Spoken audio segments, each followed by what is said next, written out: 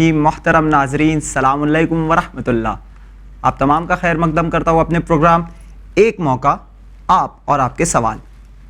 جی ہاں، آپ نے اکثر دیکھا ہوگا کہ چینل ون کے اینکرز کسی بھی پروگرام کے اختتام میں آپ سے آپ کا فیڈ بیک، سجیشن یا کویشچنز جاننے کی کوشش کرتے ہیں. لیکن ایکچولی ایک موقع یہ ایک ایسا پروگرام ہے یا یہ ایک ایسا پلیٹ فارم ہے جہاں پر ہم اپنے ویورز کو یہ موقع دیتے ہیں کہ وہ چینل ون کے اسٹوڈیو میں آ کے سیدھے قبلہ سے سوالات کر سکے. آج کے اس پروگرام میں ہمارے ساتھ موجود ہے شہر دلی سے تعلق رکھنے والے جناب محمد دائم نقوی صاحب. آئیے ہم ان کا استقبال کرتے ہیں، اور اس سے پہلے استقبال کرے ہمارے ساتھ ان کے جوابات پیش کرنے کے لیے موجود ہے حجت الاسلام والمسلمین عالی جناب مولانا سید محمد ذکی حسن صاحب قبلہ. ہم دونوں کا تہہ دل سے چینل ون کے اسٹوڈیو میں استقبال کرتے ہیں. السلام علیکم سر. وعلیکم السلام ورحمۃ اللہ وبرکاتہ. السلام علیکم مولانا صاحب. وعلیکم السلام ورحمۃ اللہ وبرکاتہ. السلام علیکم آغا. وعلیکم السلام ورحمۃ اللہ وبرکاتہ. سر، جب آپ نے سوالات بھیجے اور ہم نے اور مولانا صاحب نے ڈسکس کیا تو اس کا تعلق کافی سوشل تھا، اور انفیکٹ ہم کہہ سکتے ہیں at some points they were critical in nature.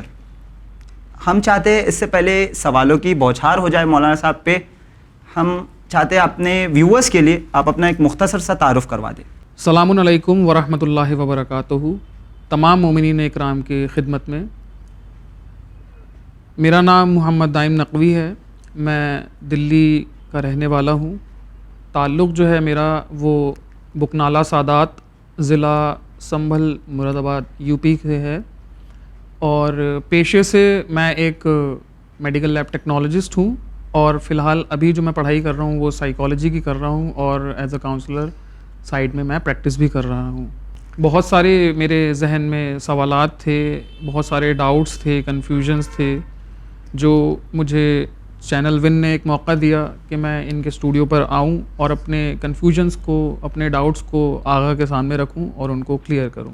تو دائم صاحب، ہم یہ کہنا چاہیں گے کہ آپ نے پہلے کبھی کوشش نہیں کی ان سوالوں کے جوابات پانے کے لیے؟ کوشش تو میں نے بہت کی تھی اور کرتا رہا ہوں اور کرتا رہوں گا، لیکن مجھے ایک پرفیکٹ آنسر نہیں مل پا رہا تھا، ایک مکمل مجھے آنسر نہیں مل پا رہا تھا کہ ہاں بھائی میں خود کنفیوژن میں تھا کہ اگر معاشرے کے اندر کوئی کنفیوژن ہے تو ایٹ لیسٹ میں تو اس میں کنفیوز نہ جی بالکل، میرا اپنا ایک وائٹل رول رہے گا کہ ہاں بھائی ایٹ لیسٹ میرا کانسیپٹ کلیئر ہے. جی، تو اینی اسپیسیفک ریزن کہ آپ نے ایک موقع کے پروگرام کو سلیکٹ کیا اپنے سوالوں کے جوابات ڈھونڈنے کے لیے؟ ہاں، اس کا اسپیسیفک ریزن ایک تو یہ ہے کہ ون چینل جو ہے کافی بڑا پلیٹ فارم ہے آبویسلی. اس کے بعد ون کے ساتھ جتنے بھی عالم دین کنیکٹڈ ہیں جی، وہ ماشاء اللہ سے سیٹسفائیڈ آنسر دیتے ہیں، پرووائڈ کراتے ہیں، اور کافی حد تک بندہ جو ہے وہ سیٹسفائیڈ ہو ہی جاتا ہے. اگر میں کہوں 100% نہ صحیح، لیکن 90+% جو ہے وہ بندہ سیٹسفائیڈ ہو ہی جاتا ہے میکسیمم. جی، تو وی ہوپ سو کہ آپ جس امید کے ساتھ جو سوالات لے کے آئے ہیں اس کا بہترین انداز میں آگاہ جواب دیں گے انشاءاللہ. آگاہ ہم نے دیکھا ہے کہ یوزولی ایسا ہوتا ہے کہ چینل ون کے پروگرامز میں آپ اور چینل ون کے اینکرز ہوتے ہیں اور سوال و جواب کا سلسلہ چلتا ہے، لیکن ہم کہہ سکتے ہیں ایک موقع ایک ایسا پروگرام ہے جس کا فارمیٹ ہی کچھ ایسا ہے کہ ہم اپنے ویورز کو ایک موقع دیتے ہیں کہ وہ یہاں آ کر آپ سے سوال کر سکے. تو ہم چاہتے ہیں کہ اس پروگرام کے بارے میں اور اس پروگرام کے جو مخصوص فارمیٹ ہے اس کے بارے میں آپ کچھ رائے دیں. بسم اللہ الرحمن الرحیم. یہ پروگرام تو شروع سے ہی کافی دلچسپ بھی رہا اور لوگوں کے درمیان اس کا استقبال بھی ہوا، اور اس لیے بھی مجھے یہ پروگرام ہمیشہ سے پسند رہا کہ اس میں لوگوں کے درمیان سے، ہمارے ویورز کے درمیان سے سوال نہ صرف یہ کہ آ رہے ہیں بلکہ سوال پوچھنے والا بھی آ رہا ہے. بالکل صحیح. تو اس سے ایک بہت بڑا فائدہ یہ ہوتا ہے کہ پتہ چلتا ہے کہ ہماری بات سامنے والے کے دل میں اتر پائی ہے یا نہیں اتر پائی ہے. جی، ورنہ اگر ایک طرف سے صرف جواب دیا جا رہا ہو تو مشکل ہوتی ہے یہ سمجھنا کہ سامنے والا مطمئن ہوا یا نہیں ہوا. ایک بہت بڑی چیز ہے کہ جو اس ایک موقع کے اندر ہے، جو بڑا اچھا لگتا ہے کہ نارملی اس پروگرام میں یوتھ آتے ہیں. بالکل صحیح. اور جب یوتھ آ رہا ہے تو اس کے دل میں کیا سوالات پیدا ہو رہے ہیں، اس کے ذہن میں کیا شبہات آ رہے ہیں، یا جن لوگوں کے بیچ وہ اٹھ بیٹھ رہا ہے وہ اس سے کیا پوچھ رہے ہیں، یا وہ دوسروں سے کیا کہنا چاہ رہا ہے، یہ ساری باتیں ہمیں اس ایک موقع پروگرام سے پتہ چلتی ہیں. اور اس کا ایک فائدہ یہ ہوتا ہے کہ ہمیں کبھی کبھی یہ بھی پتہ چلتا ہے کہ ابھی ہمیں کتنا کام کرنا ہے، کتنا آگے بڑھنا ہے، اور کس قسم سے ہم پروگرامنگ کے ساتھ آگے بڑھیں تو ہمیں کتنی کامیابی مل سکتی ہے۔ بالکل صحیح، ہمارا یوتھ ہمارا فیوچر ہے، تو یقیناً۔ ایکچولی میں یہ ایک پلیٹ فارم ہے کہ اپنے فیوچر کو سنوار سکتے ہیں۔ بالکل۔ تو مولانا صاحب اجازت ہے یہ سوال و جواب کے سلسلے کا آغاز کرنے کا؟ بالکل بالکل، ضرور اس کو آپ جاری رکھیے تاکہ دوسروں کے لیے بھی مفید ہو اور ہم سبھی کے لیے فائدہ بخش ہو۔ بالکل صحیح۔ تو آئیے ناظرین دیکھیں کہ وہ کون سے سوالات ہیں جس کے بنا پر دائم صاحب دلی سے بامبے تک چلے آئے۔ انشاءاللہ یہ سوال و جواب کے سلسلے کا آغاز ہو رہا ہے۔ میں آپ سے ملوں گا اس پروگرام کے اختتام میں۔ بسم اللہ الرحمن الرحیم۔ آغا میرا پہلا سوال آپ سے یہ ہے کہ دینداری اور تقوی میں فرق کیا ہے؟ بسم اللہ الرحمن الرحیم۔ آپ نے جو سوال پوچھا ہے وہ یقیناً بہت زیادہ امپورٹنٹ بھی ہے اور اس کو کلیئر کرنا واقعاً ضروری ہے۔ اصل جو ورڈ ہے وہ دین سے نکلا ہے، دینداری، اور اسی بنا پر جس انسان کے پاس دین ہوتا ہے اسے دیندار کہتے ہیں، اور وہ افراد کے جو دین کو نہیں مانتے یا دین کو کسی بھی طرح سے اپنی زندگی میں لے کے آنے پر تیار نہیں ہیں ان کو بے دین کہا جاتا ہے۔ اس کے مقابل ورڈ ہے۔ تو دین کو ماننے والے سے مراد وہ افراد ہیں کہ جو عقیدہ بھی رکھتے ہیں اور ساتھ ہی ساتھ ایک نارمل کنڈیشن میں ان کے وہاں عمل بھی پایا جاتا ہے۔ لیکن اس کے مقابل ایک اور ورڈ یوز کیا جاتا ہے، تقوی۔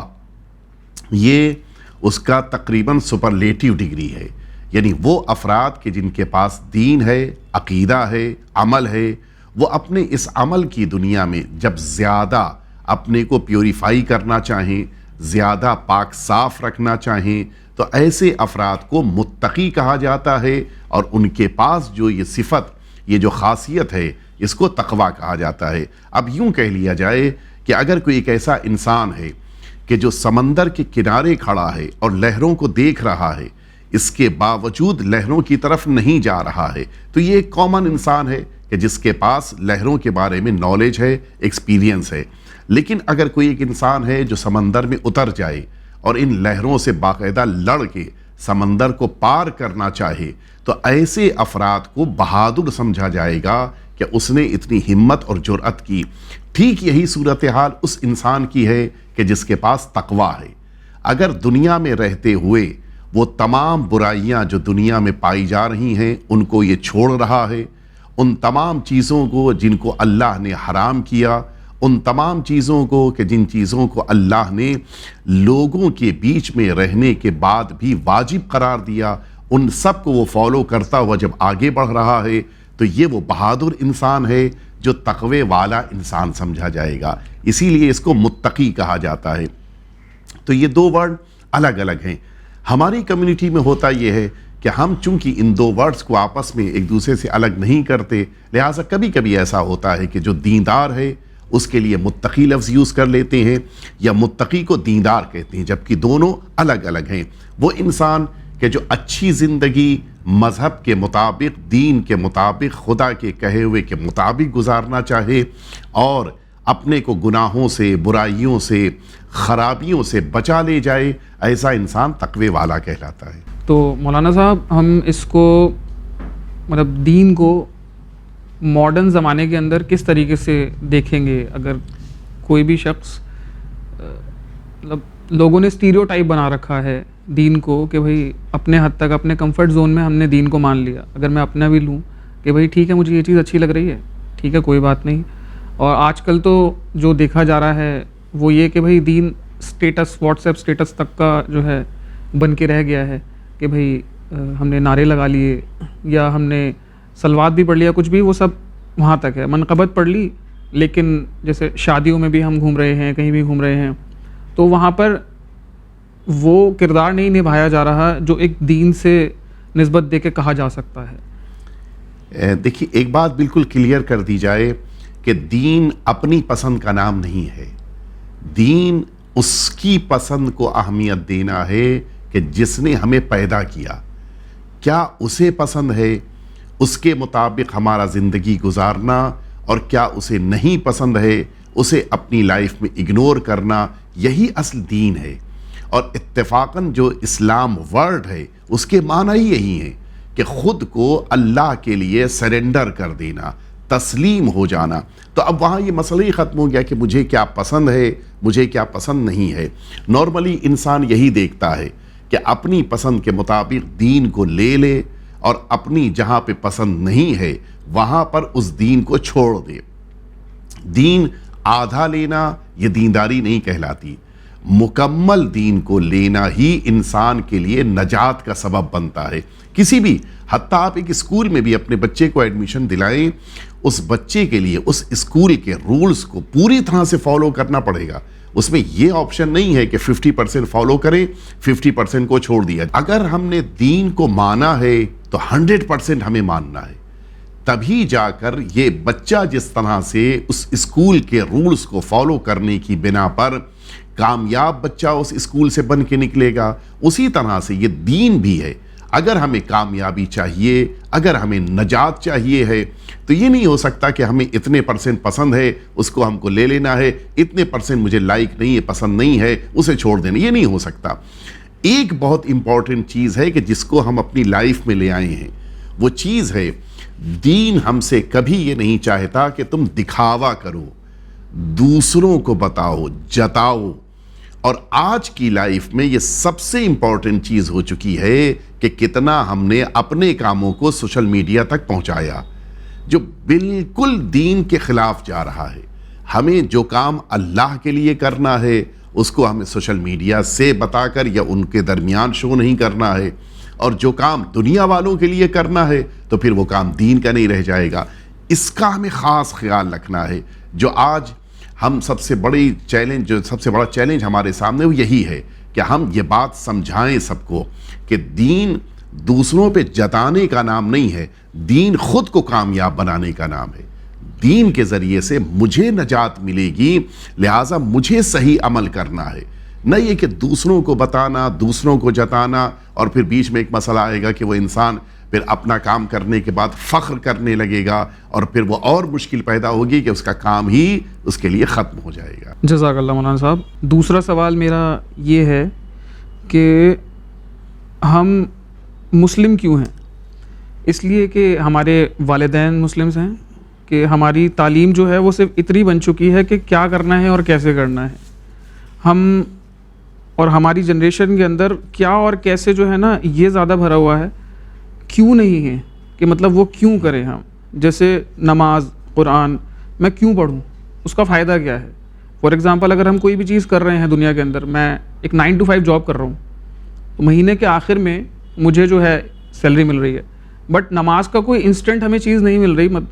اگر ہم اسپریچول ہیں، اگر ہم نماز کو ایمان کے ساتھ پڑھ رہے ہیں تو ہم اس کو جان سکتے ہیں، لیکن پریکٹیکل ایک لائف کے اندر ہم اس کو کیسے ڈینوٹ کریں گے؟ کیونکہ اسلام جو ہے وہ جسم سے زیادہ دل و دماغ کے اوپر حاوی ہونے والی چیز ہے. دیکھیے، ایک بات میں بالکل کلیئر کر دوں آپ کے لیے کہ دین کے 2 پارٹس ہیں، ایک اصول دین، دوسرا فروع دین. یہ جو اصول دین ہے اس میں تو ہمارے لیے جتنے بھی دین ہے دنیا میں، جتنے ریلیجن ہیں، سب میں انہوں نے ہمارے لیے وائے رکھا ہے. کیوں کا سوال ہمیں اصول دین میں کرنے کا مکمل اختیار ہے. کیوں مانتے ہو کہ خدا ایک ہے؟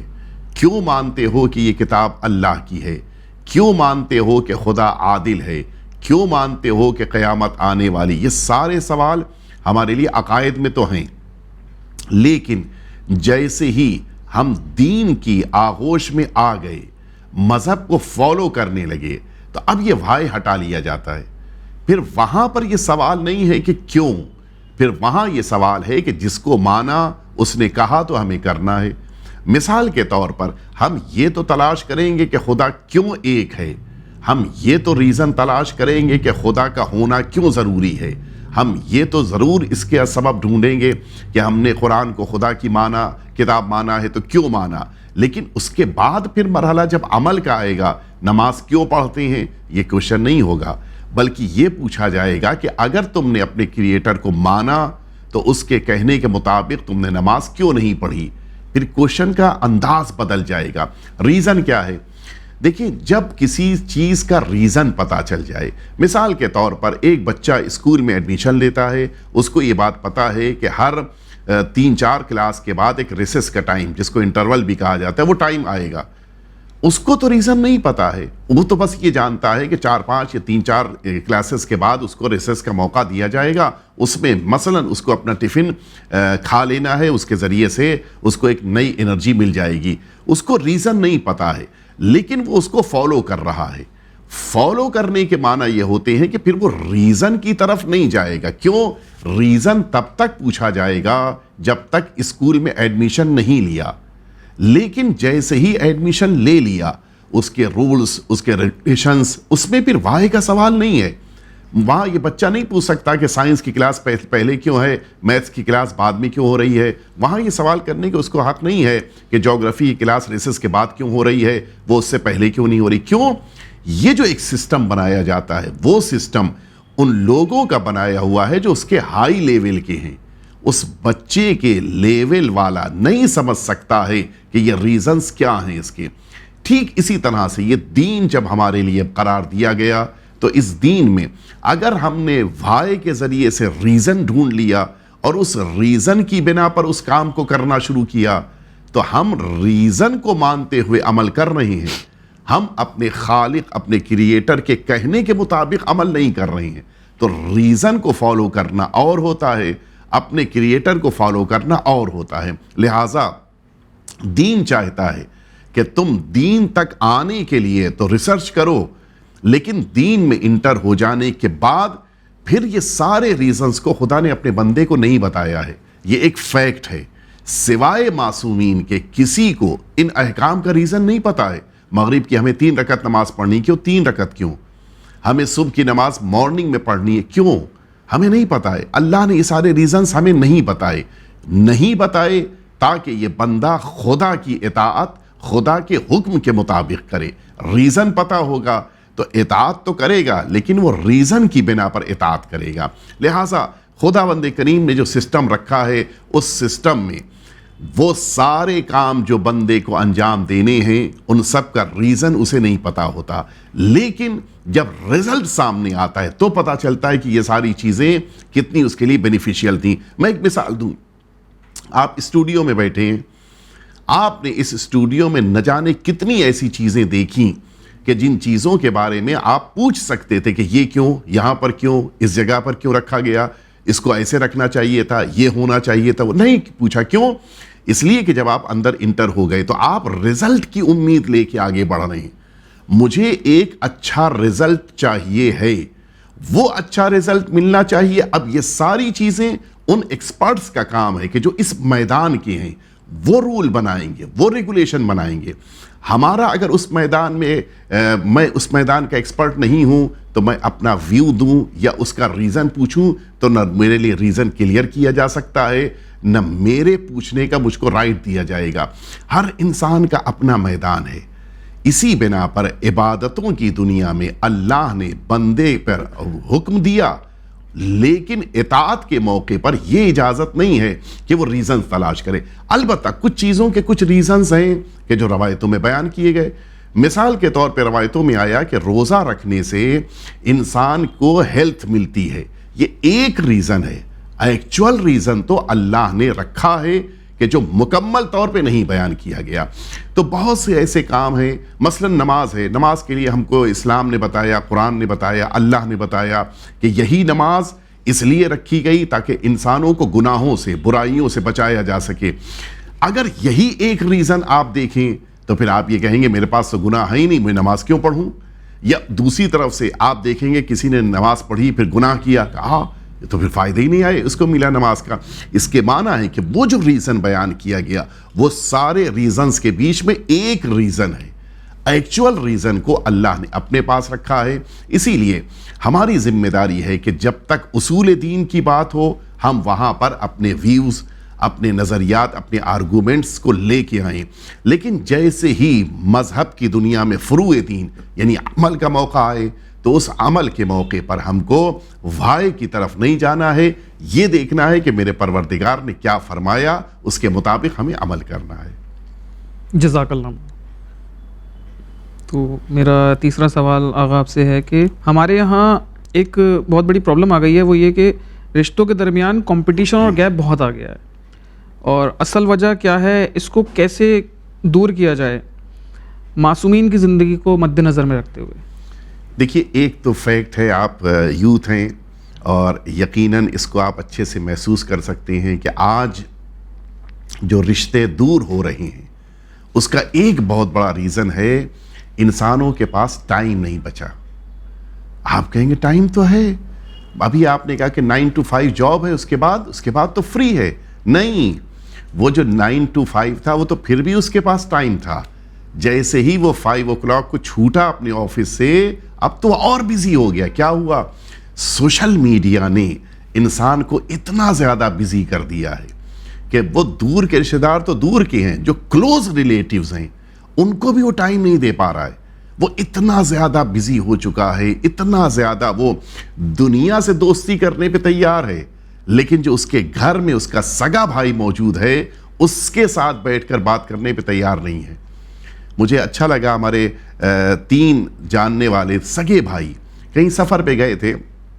کا اتفاق یہ ہے کہ جس ہوٹل میں رکے تھے اس ہوٹل میں نیٹ نہیں تھا, انٹرنیٹ نہیں تھا, سروس نہیں تھی, اس دن خراب تھی. کہ تینوں نے بیٹھ کے خوب باتیں کی, خوب آرام سے, اپنے بچپن سے لے کے اس دن تک کی ساری باتیں. نیکسٹ ڈے وائی فائی کام کرنے لگ گیا. کہ اس کے بعد تو ہمیں پتہ ہی نہیں چلا کہ میرے بھائی نے کھانا بھی کھایا ہے نہیں کھایا ہے, میرا بھائی باہر گیا نہیں گیا, ہم کو کچھ بھی نہیں پتا چلا. ہوا کیا کہ 4 دن کے سفر میں 3 دن ہم لوگ انٹرنیٹ پہ رہے, 1 دن انٹرنیٹ کے بغیر رہے. وہ 1 دن ہم کو ہر ایک کے بارے میں پتا رہا, 3 دن ہم کچھ بھی ایک دوسرے کے بارے میں نہیں جان پائے. تو آج ہم بزی ہو چکے ہیں. نتیجہ یہ ہے کہ کلوز ریلیٹیوز ہیں یا وہ افراد جو کزنس ہیں, رشتہ دار ہیں, حتیٰ محلے والے, ہم ان سے دوستیاں کرنے کے بجائے اس سے دوستی کرنا زیادہ پسند کرتے ہیں جو 7 سمندر پار بیٹھا ہوا ہے. اس سے دوستی کرنا مجھے زیادہ اچھا لگتا ہے. جبکہ انسان کے یقیناً کام آتا ہے کب؟ جب وہ اس کے پاس میں ہو, اس کے قریب میں ہو, اس سے ریلیشنز ہوں اس کے, یہ اس موقع پہ کام آتا ہے. 7 سمندر پار والا جس موقع پہ مدد کرنے کے لیے آئے گا اس کو آنے میں 3 دن لگ جائیں گے, تب تک تو معاملہ کہیں کا کہیں پہنچ جائے گا. لہٰذا ہمیں ان لوگوں کو بھی ٹائم دینا ہے جو ہمارے چاروں طرف زندگی گزار رہے ہیں, ہمارے گھر کے اندر, ہمارے پڑوس میں, ہماری کمیونٹی میں. ان تمام افراد سے جڑے رہنا آج ہماری ذمہ داری ہے, اور یہیں پر ہم کمزور پڑ رہے ہیں. گزشتہ زمانے میں, پاسٹ میں, لوگوں کے پاس اتنا ٹائم ہوتا تھا کہ مسجد کی نماز کو مکمل کرنے کے بعد آدھا پون گھنٹہ مسجد میں بیٹھ سکتے تھے. ابھی تو نماز کے بعد تسبیح پڑھنے کا بھی موقع نہیں مل پاتا کبھی کبھی. کیوں؟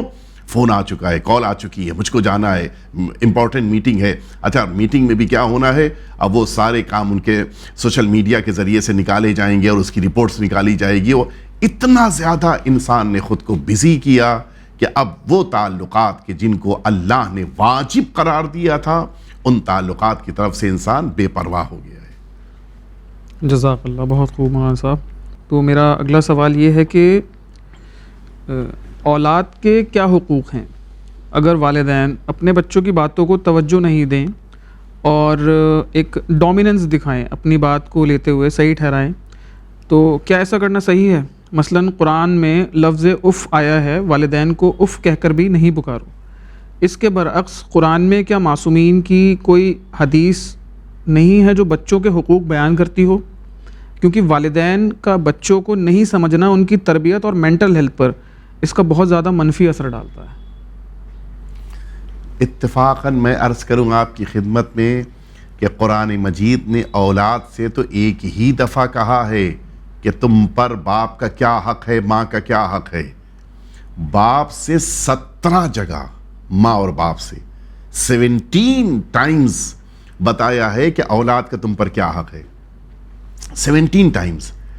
آپ ذرا کاؤنٹ کریں کہ ایک بار کہا کہ اف نہ کہنا اولاد سے, اور ماں باپ سے کہا 17 بار کہ تمہیں اپنے بچوں کے کن حقوق کا خیال کرنا ہے. ہوا کیا؟ لوگوں تک اف کا پیغام تو آیا, وہ 17 کا پیغام نہیں آ پایا. لہٰذا یہ بات نہیں. مثلا میں ایک بات عرض کروں, قرآن مجید کہہ رہا ہے کہ باپ کا اور ماں کا حق یہ ہے کہ اپنے بچوں کو شرک سے بچائیں.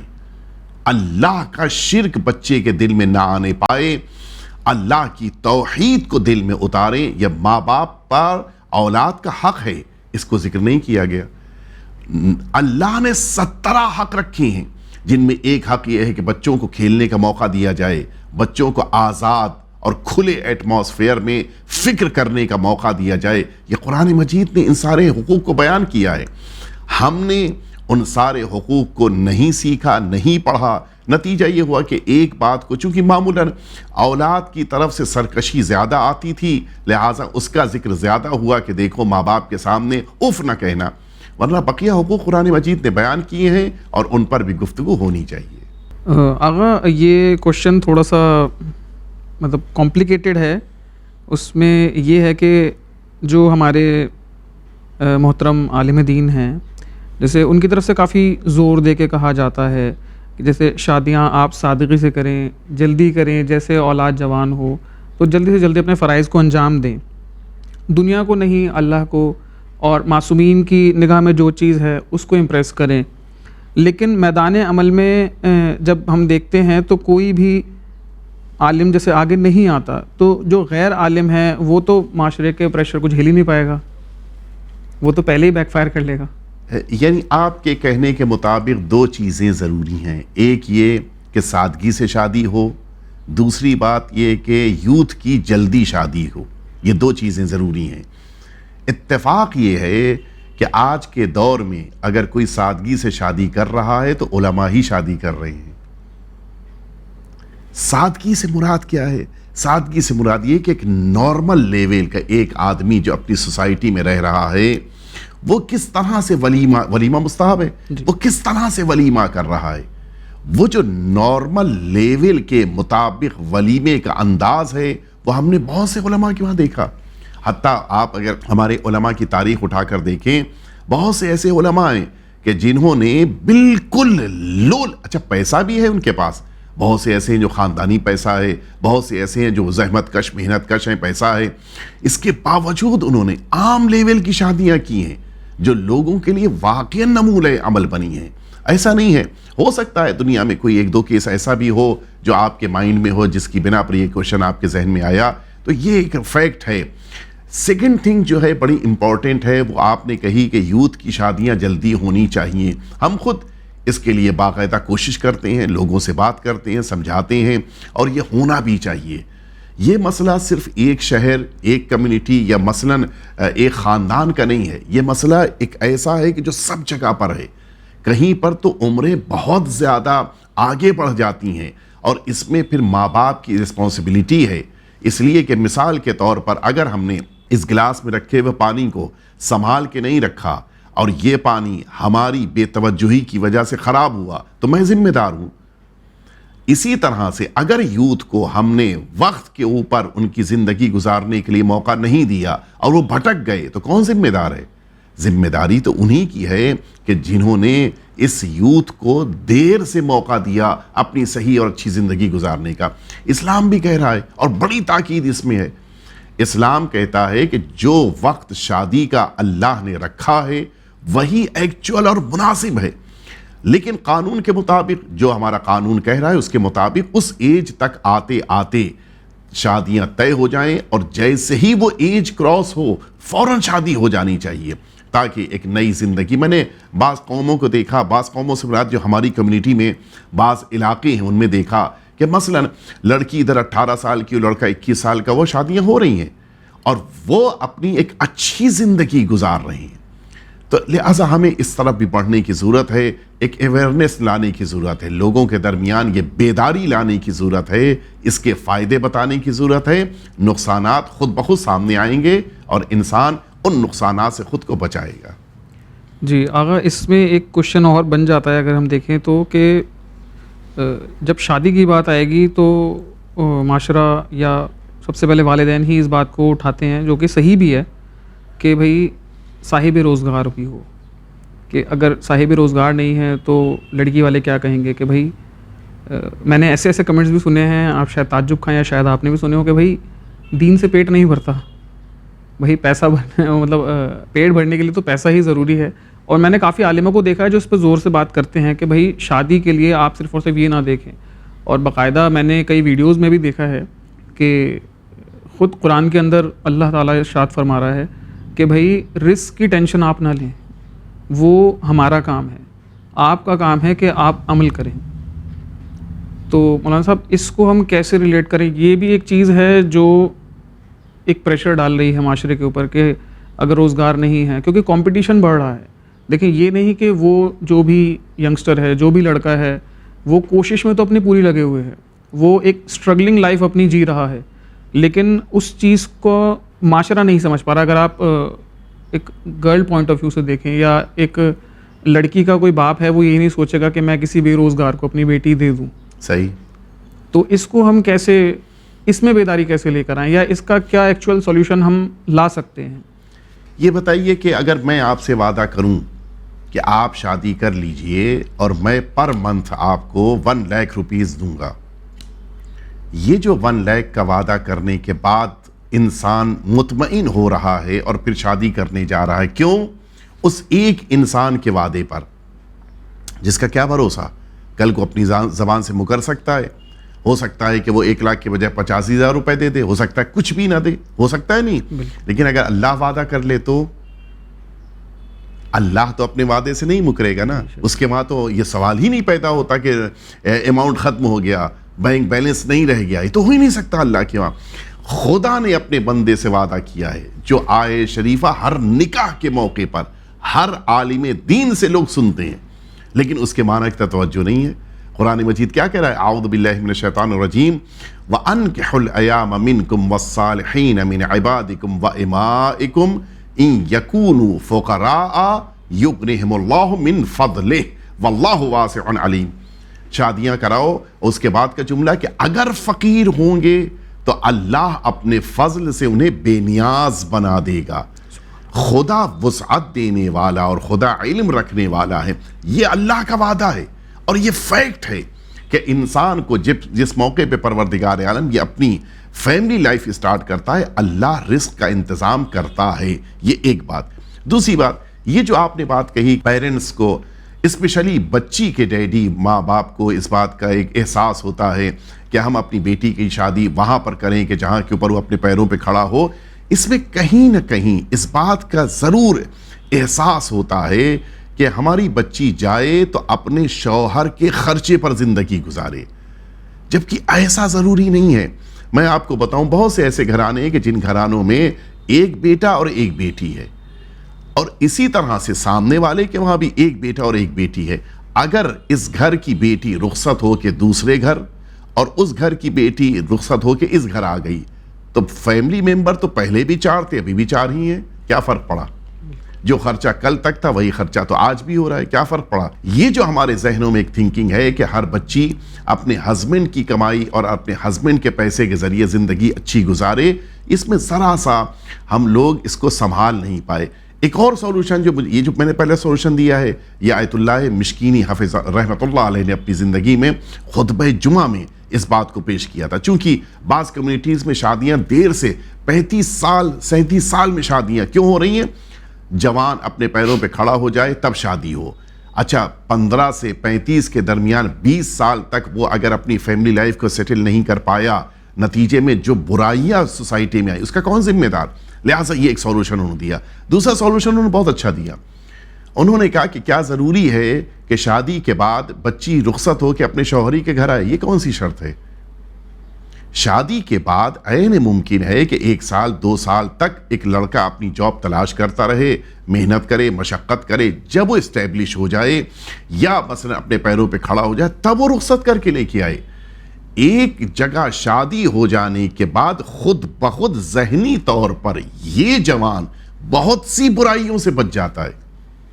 تو ضروری نہیں کہ شادی کے فوراً بعد رخصت ہو کر آئے بھی بچی. نہیں، شادی ہو گئی، اب یہ بچی اپنے گھر کے اوپر ہے، ہسبینڈ کبھی کبھی جا رہا ہے، ملاقات کر رہا ہے، اسی طرح سے یہ بچی بھی کبھی آ رہی ہے اپنے ان لاس کے درمیان، وہاں کے اوپر وقت گزار رہی. کوئی اس میں مشکل بات نہیں ہے. تو ہمیں ان سولوشنز کو بھی اپنی لائف میں لے کے آنا ہے اور اس تھنکنگ کو چینج کرنا ہے.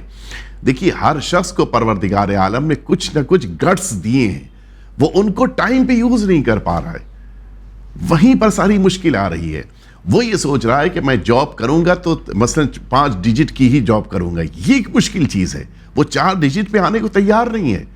ورنہ ایسا نہیں ہے. اسٹارٹنگ اسٹیج میں ہر شخص کو اسٹرگل کرنا پڑتی ہے. یہ اسٹرگل کہاں سے شروع ہو رہی ہے، اس کو اگر اچھے سے سمجھ لے گا وہ کامیاب زندگی گزارے گا۔ جزاک اللہ خیر آغا، بہت بہترین آپ نے جواب دیا اس کا۔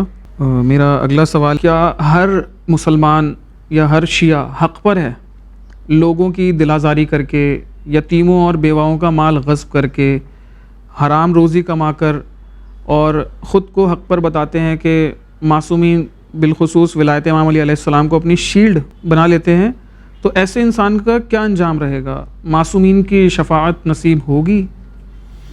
بہت اچھا سوال ہے آپ کا، بہت ہی پیارا سوال ہے۔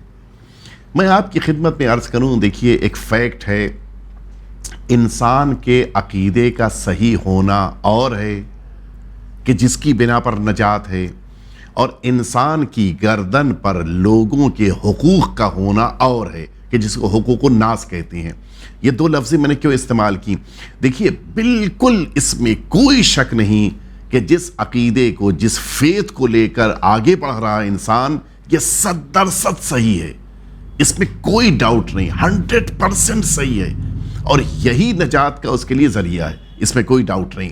سرکار امیر المؤمنین کو ماننے والا یقیناً نجات والا ہے، اللہ کی توحید کو ماننے والا، اللہ کی عدالت کو قبول کرنے والا، رسالت مآب کے نبوت کو ماننے والا، آپ کے اہل بیت اطہار کو مانتے ہوئے ان کی پیروی کرنے والا، فالو کرنے، یہ یقیناً کامیاب ہے، اس میں کوئی ڈاؤٹ نہیں ہے۔ لیکن وہ انسان جو دوسروں کے حقوق کو ادا نہیں کر رہا ہے، ایک خدا نخواستہ کسی یتیم کا مال چھین رہا ہے، لوٹ رہا ہے، مثلا کسی کو اس نے چیٹ کیا، غلط چیک دے دیا اور آج وہ پریشان ٹہل رہا ہے، یہ انسان جو دوسروں کے حقوق کو ضائع کر رہا ہے اس کا حساب دینا پڑے گا۔ عقیدے کا، فیت کا صحیح ہونا وہ ایک میٹر ہے، اور حقوق الناس کا گردن پر ہونا یہ دوسرا میٹر ہے، اور اس کا اسے کمپلیٹلی رپلائی دینا پڑے گا۔ اس میں کوئی آپشن نہیں ہے کہ وہاں بچ جائے گا کہ نہیں عقیدہ صحیح ہے تو یہ حق الناس اس کو نہیں ادا کرنا، یہ نہیں ہے۔ اس حق الناس کی ادائیگی کے لیے اس کو کبھی کبھی سزا بھی اٹھانی پڑے گی، کبھی کبھی ایسا ہوگا کہ بڑی بڑی مشکلات اٹھانی پڑیں گی۔ کیوں؟ حق الناس کو ضائع کیا۔ اسلام نے جو سب سے زیادہ عبادتوں کے ساتھ زور دیا ہے وہی حق الناس پہ زور دیا ہے۔ تمہاری گردن پہ کسی کا حق نہیں ہونا چاہیے، تمہارے پڑوسی کا حق، تمہارے محلے والوں کا، حتیٰ ایون تمہارے خود کے بھائی کا حق، تمہاری بہن کا حق، تمہارے پیرنٹس کا حق، تمہارے ان لاز کا حق، تمہارے حتیٰ کزنس کا حق، کوئی حق تمہاری گردن پہ نہیں ہونا چاہیے، ورنہ اس کا جواب دینا بہت مشکل کام ہے۔ ایک وقت میں انسان حق اللہ کو اگر ضائع کر رہا ہے، خدا نخواستہ حق اللہ جیسے مثلا نماز کو نہیں پڑھ رہا ہے، حق اللہ جیسے مثلا روزے کو اس نے نہیں رکھا، کھا گیا، یہ انسان یقیناً مشکلات میں آئے گا، لیکن پھر بھی ایک آپشن ہے کہ شاید اللہ معاف کر دے۔ لیکن حق الناس وہ تو اسی کا میٹر ہے کہ جس کا حق ضائع کیا ہے، لہٰذا ان افراد کو کہ جن کا عقیدہ صحیح ہے، جن کا فیتھ کمپلیٹ ہے، نجات کا سبب ہے، انہیں تو اور احتیاط کرنی چاہیے، تاکہ قیامت کے دن کہیں ایسا نہ ہو کہ عقیدہ صحیح ہونے کے باوجود حق الناس کی بنا پہ میدان محشر میں روک لیے جائیں۔ لہٰذا اس پر پوری اچھا حق الناس میں کوئی فرق بھی نہیں ہے کہ وہ سامنے والا کس مذہب کا، کس مسلک کا، کس دین کا، کس ملک کا، کس کلچر کا، کس خاندان کا ہے، اس کا کوئی میٹر نہیں، اس کا حق تمہاری گردن پہ ہے، تمہیں ادا کرنا ہے۔ دنیا میں ادا کیا تو ٹھیک، نہیں تو میدان محشر میں جواب دینا پڑے گا۔ تو ہم جو یہ کہتے ہیں کہ ہم بالکل صحیح ہیں، پرفیکٹ ہیں، کامیاب ہیں، وہ عقیدے کی بنا پر، لیکن عمل کے میدان میں اگر ہمارے اندر کمی ہے اس کا جواب دینا پڑے گا۔ جزاک اللہ۔ آغا اگلا سوال ہے میرا کہ ہم جب بھی کوئی بھی پروفیشن کی اسٹڈی کرتے ہیں اس کی تیاری بہت ٹائم تک اور بار بار کرتے ہیں، جیسے اگر آرمی میں کسی کو جانا ہو تو وہ فزیکلی فٹ ہونا ضروری ہے، اور صرف ایک کنٹری کی آرمی میں سلیکشن کے لیے اتنا فٹ ہونا چاہیے، تو پھر امام زمانہ عجل اللہ تعالیٰ فرجہ الشریف علیہ السلام جو کہ حجت خدا ہیں، ان کے لشکر میں سلیکشن کے لیے فزیکلی کے ساتھ ساتھ اسپریچولی کتنا فٹ ہونا ضروری ہے؟ اور اتنے مومنین ہیں، مولا کے چاہنے والے ہیں ساری دنیا میں، الگ الگ جگہوں پہ، الگ الگ کنٹریز کے اندر، پھر بھی ایسی کیا چیز ہے جو ہم نہیں کر پا رہے ہیں کہ ہم اپنے ہدف تک نہیں پہنچ پا رہے ہیں؟ اور ایک منتظر کو کیا کرنا چاہیے پراپرلی ایک ہدف کو فالو کرنے کے لیے؟ پہلی بات تو میں یہ آپ کی کلیئر کر دوں، آپ نے اچھی بات کہی کہ مثلاً اگر کسی کو آرمی میں ایڈمیشن لینا ہے تو اس کے اندر فزیکلی فٹنس ہونا چاہیے، لیکن ایسا ہی نہیں ہے، بلکہ بہت سارے آرمی کے اندر بہت سی ایسی پوسٹس ہیں کہ جن پوسٹس کے لیے انسان کا مینٹلی بالکل فٹ ہونا ضروری ہے۔ مثال کے طور کے اوپر وہاں کسی کو کمپیوٹر آپریٹ کرنا ہے تو اب اس کے لیے فزیکل فٹ ہونے کی ضرورت نہیں ہے، بلکہ اگر اس کے پاس مینٹلی فٹنس ہے تو اس کے لیے کافی ہے۔ تو ایک ہی آرمی میں بہت ساری ایسی پوسٹ، البتہ جو ایک میدان جنگ میں لڑنے والا بہادر ہے اس کے لیے تو فٹنس ضروری ہے فزیکلی، لیکن بقیہ سارے کاموں کے لیے مثلاً ایک ایگزامپل دے رہا ہوں، مثلاً وہاں کے اوپر میس میں ایک کوک ہے تو اس کا کوک کے میدان میں ماہر ہونا ضروری ہے، فزیکلی اس کا فٹنس میں ماہر ہونا ایسا ضروری نہیں ہے۔ تو بہت سارے ایسے کام ہوتے ہیں۔ ٹھیک اسی طرح سے جب دین کی بات آتی ہے تو دین بھی ہر طرح کے افراد کو شامل کرتا ہے تاکہ ان افراد کے ذریعے سے وہ دین آگے بڑھ سکے، ہر طرح کے افراد۔ اس میں پھر یہ نہیں دیکھا جاتا کہ فزیکلی طور پر یہ فٹ ہے یا انفٹ ہے، ہر طرح کے افراد کو شامل کیا جائے گا۔ اور اسی طرح سے وہ آخری امام صلوات اللہ وسلم علیہ کی آمد کے بعد، آپ کے ظہور کے بعد جو آپ کا ساتھ دیں گے ان کو ہر اعتبار سے فٹ ہونا چاہیے، اور اسی لیے ہماری پریکٹس کی جا رہی ہے، ہم کو تیار اسی لیے اسی اعتبار سے کیا جا رہا ہے۔ مثال کے طور پر ان کے پاس صحیح عقیدہ ہونا چاہیے، ان کے پاس صحیح عمل ہونا چاہیے، ان کے پاس جسمانی طور پر باڈی کے اعتبار سے بھی فزیکلی بھی ان کو کسی حد تک فٹ ہونا چاہیے۔ یہ ساری چیزیں آج ہماری زندگی میں ہیں۔ صحیح عقیدہ دینے کے لیے آج ہمارے پاس مجالس اعضاء موجود ہیں، صحیح طور پہ عبادتیں کرنے کے لیے، صحیح عمل کرنے کے لیے ہمارے پاس مسجدوں میں باقاعدہ تبلیغ ہو رہی ہے۔ صحیح طور پر جسم ان کا فٹ ہو، اس کے لیے کیا یہ کم ہے کہ ایک دن میں انسان 5 بار نماز کے ذریعے سے ورزش کر رہا ہے؟ یہ کوئی معمولی بات نہیں ہے۔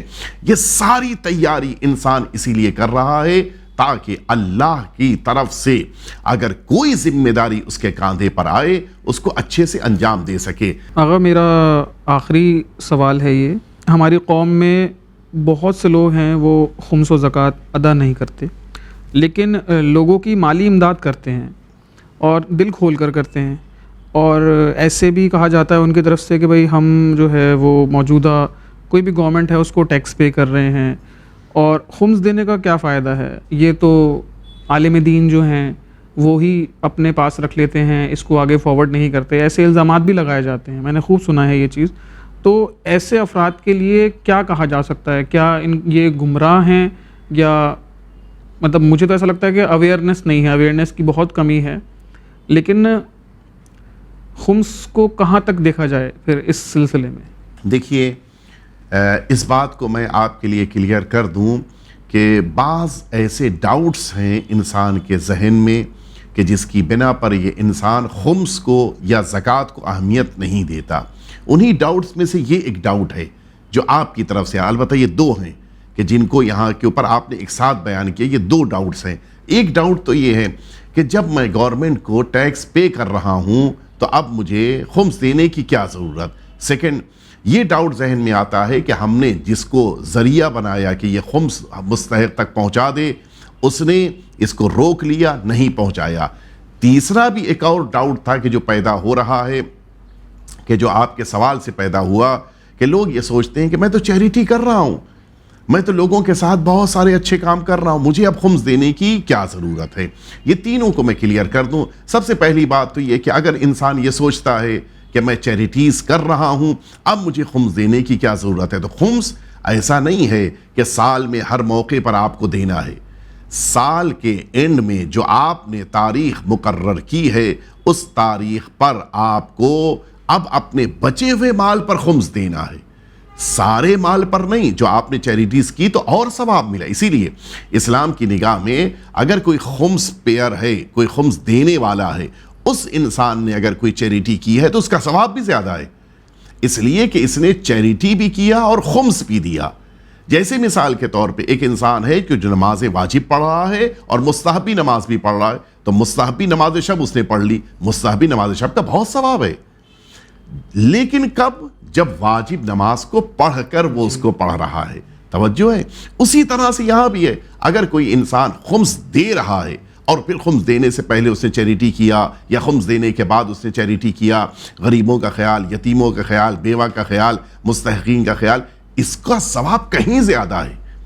کیوں؟ اس لیے کہ اس نے واجب کے ساتھ مستحب کو انجام دیا. چیریٹی کرنا مستحب ہے, اس مستحب کام کو اس نے, چیریٹی کو اس نے واجب کے ساتھ انجام دیا, تو اس کا ثواب بہت زیادہ ہے. اب آئیے دوسرے سوال کی طرف چلیں کہ انسان یہ سوچتا ہے کہ ہم نے جس کو دیا اس نے مستحق تک نہیں پہنچایا. ہماری ذمہ داری ہے کہ ہم اس خمس کی رقم کو اس مرجع تک پہنچائیں کہ جس مرجع کی ہم تقلید کر رہے ہیں. یہ الگ بات ہے کہ ہماری رسائی وہاں تک نہیں ہے, لہٰذا ہم ان کے نمائندوں تک پہنچاتے ہیں. تو اگر کسی مرجع نے کسی کو کسی جگہ کے اوپر اپنا نمائندہ بنایا اور ہم نے اس تک پہنچایا, تو اب ذمہ داری اس مرجع کی ہے کہ جنہوں نے پرمیشن دی ہے. پھر میری ذمہ داری ختم ہو گئی اگر ہم نے اس وکیل تک, اس نمائندے تک پہنچا. اور نارملی یہ جتنے بھی وکیل ہیں وہ اس امانت کو امانت دار تک پہنچاتے ہیں. ایسا نہیں ہے کہ ہم جیسا سوچتے ہیں. دیکھیں ہمارے اندر ایک عجیب سی مینٹلٹی ہے. ہم نے اگر خدا نخواستہ کسی شخص کو مثلا 10,000 روپے دیے اور ایک دن کے بعد ہم نے اس کے ہاتھ میں نیا موبائل دیکھا, فوراً ہمارے مائنڈ میں کیا تصور آئے گا؟ وہی 10,000 کا یہ موبائل لے کے آیا ہے. جبکہ ایسا نہیں ہے. اس انسان کے پاس آخر اپنا بھی تو پیسہ ہے, اس کے پاس اپنا بھی تو کوئی اماؤنٹ ہے. یہ جو ہمارے ذہن میں یہ سوال پیدا ہوتا ہے یہ بہت خطرناک ہوتا ہے. اس طرح کے شبہات سے خود کو بچانا چاہیے. جہاں تک یہ بات ہے, ہماری ذمہ داری کیا ہے؟ ہماری ذمہ داری مرجع یا مرجع کے وکیل تک پہنچانا ہے. ہاں البتہ بعض اوقات ہمارے مرجع نے اجازت دی ہے کچھ اداروں کو کہ جو کمیونٹی کا کام کر رہے ہیں, جو ادارے مثلا دین کی خدمت کر رہے ہیں, اس طرح کے اداروں کو جس موقع پر مرجع نے اجازت دی تو اب ہماری ذمہ داری وہاں تک پہنچا دینا ہے. بس ہم کو بیٹھ کر حساب نہیں لینا ہے ان کا کہ میں نے 1,00,000 روپے دیے تھے, آپ بتائیے کہاں پہ یوز کیا. یہ کون کرے گا؟ یہ مرجع کا کام ہے. اسی لیے جتنے لوگ اجازہ لیتے ہیں ان سب کو باقاعدہ حساب دینا پڑتا ہے. مرجع کو بتانا پڑتا ہے کہ مثلا 3 سال کا میرا اجازہ تھا, 3 سال میں اتنا پیسہ آیا, اتنی جگہوں پہ خرچ کیا, اتنا پیسہ بچ گیا, یا اتنا پیسے کی شارٹیج ہو گئی. پورا حساب دینا پڑتا ہے. تو یہ ان کا کام ہے, یہ میرا کام نہیں ہے. میرا کام تو اپنے خمس کو پہنچا دینا ہے وہاں تک کہ جہاں تک مرجع نے اجازت دی ہے. یہ ہماری ذمہ داری ہے. اب آئیے وہ لاسٹ کوشچن جو ڈاؤٹ کی شکل میں ہے کہ میں تو ٹیکس پیئر ہوں, میں کیوں خمس ادا کروں؟ اس لیے کہ اب تو خمس دینے کی ضرورت نہیں. خمس الگ چیز ہے, ٹیکس الگ چیز ہے. ہم سبھی اس بات کو اچھی طرح جانتے ہیں کہ یہ ٹیکس کے ذریعے سے ملک کو رفاہ دیا جاتا ہے. ملک میں مثلا روڈز بن رہی ہیں, ملک میں وہ تمام کام کے جن کاموں کے لیے ایک پیسے کی ضرورت پڑتی ہے ایک ملک کو آگے بڑھانے میں, وہاں پر یہ پیسہ جو ٹیکس کی شکل میں آتا ہے وہ آتا ہے. لیکن آپ جانتے ہیں کہ ٹیکس پیئر کتنے ہیں؟ اگر 100% میں دیکھا جائے تو شاید ممکن ہے کہ 30-35% ہی لوگ ایسے ہیں کہ جو ٹیکس پے کر پا رہے ہیں. کوئی بھی ریزن ہو, مجھے اس سے بحث نہیں ہے. کچھ لوگ تو ایسے ہیں اس لیے ٹیکس نہیں ان کو دینا ہے کہ ان کے پاس جو سال کی آمدنی ہے وہ ایک اماؤنٹ جو فکس کیا گیا اس سے کم ہے, اب ان کو دینا ہی نہیں ہے. لیکن خمس کی جہاں تک بات ہے, خمس کو کسی ایک اماؤنٹ کے اوپر نہیں رکھا گیا ہے کہ فار ایگزامپل اگر کسی انسان کے پاس سال کے اینڈ میں 2 لاکھ روپے بچیں تو اسی کو خمس دینا ہے, 2.5 لاکھ روپے بچیں تبھی خمس دینا. نہیں, انسان کے پاس 2 کروڑ ہے تب بھی خمس دینا ہے, انسان کے پاس سال کے اینڈ میں 200 روپے بچے تب بھی خمس دینا ہے. تو خمس میں کوئی اماؤنٹ فکس نہیں کیا گیا. دوسری بات, تیسری بات میں عرض کروں کہ یہ جو خمس دیا جاتا ہے وہ کہیں نہ کہیں پلٹ کر خود انسانوں کے فائدے میں یوز ہوتا ہے. مثلا سہم سادات ہے, وہ غریب اور فقیر سادات کے درمیان ڈیوائیڈ ہو گیا, ان کو ملا, گویا معاشرے ہی میں پلٹ کے آیا.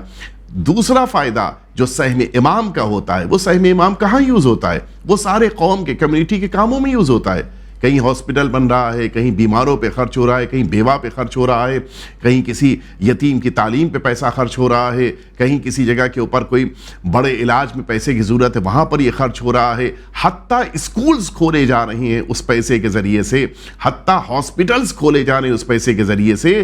نتیجہ کیا ہوتا ہے؟ وہی خمس دینے والا انسان ایک دن بیمار ہوا تو اسی ہاسپٹل میں جا کر علاج کرایا اس نے, کہ جس پیسے کو اس نے دیا تھا. اس خود خمس پیئر کا خود کا بیٹا اگر پڑھائی کرنا چاہ رہا ہے تو کبھی کبھی اسی اسکول میں جا کے پڑھائی کر رہا ہے کہ جو اس خمس کے ذریعے سے کھولا گیا. تو کہیں نہ کہیں یہ خمس کا فائدہ خود پلٹ کر انسان کو ملتا ہے. لہٰذا یہ دو الگ الگ چیزیں ہیں. ٹیکس کا پے کرنا اور ہے, خمس کا ادا کرنا اور ہے. لہٰذا اس خمس کی ادائیگی, چونکہ ظاہر ہے کہ ٹیکس کے مسئلے میں تو بہت سارے اوقات ایسا ہوتا ہے کہ انسان حساب نہیں دے, حساب چھپا لے, لیکن خمس کے مسئلے میں تو اس کو اللہ کو جواب دینا ہے. وہ اللہ جو دلوں کے راز جانتا ہے. لہٰذا اگر خمس کو پے کر رہا ہے, خمس کو ادا کر رہا ہے, تو سب سے بڑا فائدہ اسلام کے حکم کے مطابق عمل کرنے سے اللہ خوش ہوتا ہے, اہل بیت اطہار خوش ہوتے ہیں, اور ایک بڑا فائدہ کہ خود انسان کو اس خمس کا کہیں نہ کہیں فائدہ ملتا ہے, اور وہ فائدہ اس کے لیے بھی اتنا ہی زیادہ ہوتا ہے جتنا بقیہ عوام کے لیے ہوتا ہے. جزاک اللہ خیر. اللہ آپ کو سلامت رکھے انشاءاللہ. بہت اچھے آپ نے جواب دیے. خدا آپ کی توفیقات میں اضافہ کرے انشاءاللہ.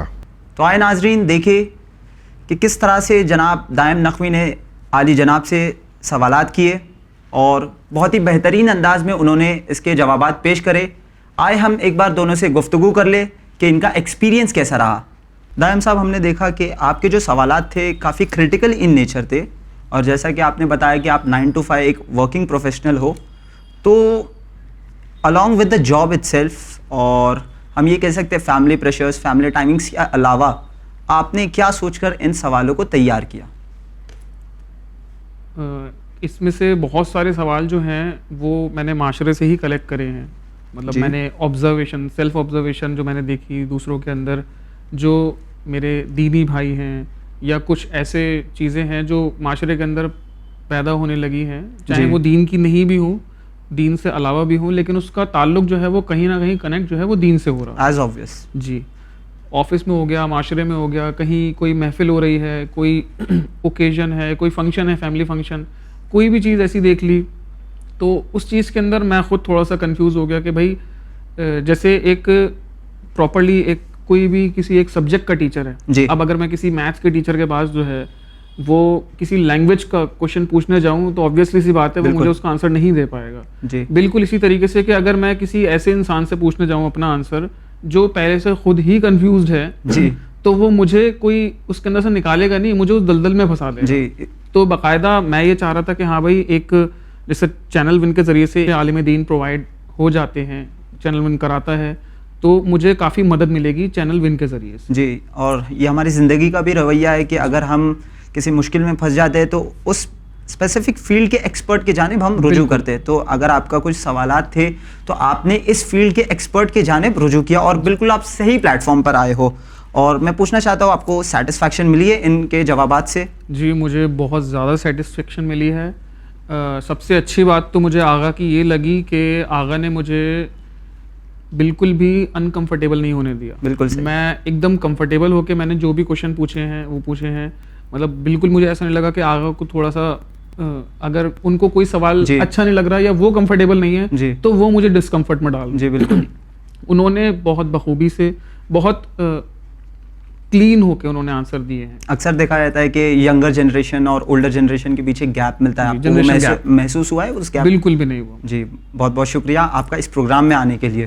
آگا جیسے کہ انہوں نے سوالات بیان کیے اور کافی پروڈکٹیو تھے وہ سوالات, تو ہم چاہتے ہیں کہ ہمارے ویورز کے لیے اور ہمارے مہمان کے لیے آپ کی کچھ نصیحت ہے.